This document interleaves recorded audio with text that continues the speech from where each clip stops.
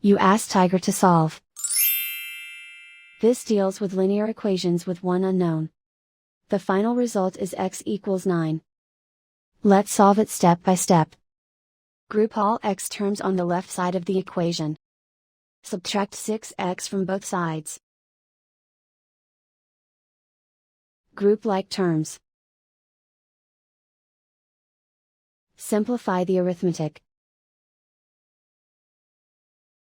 Group like terms. Simplify the arithmetic. Group all constants on the right side of the equation.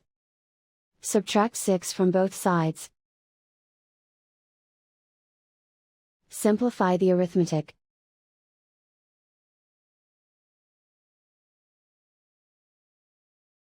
Convert the x into a positive number.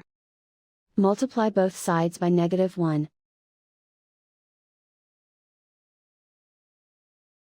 Remove the ones. Simplify the arithmetic.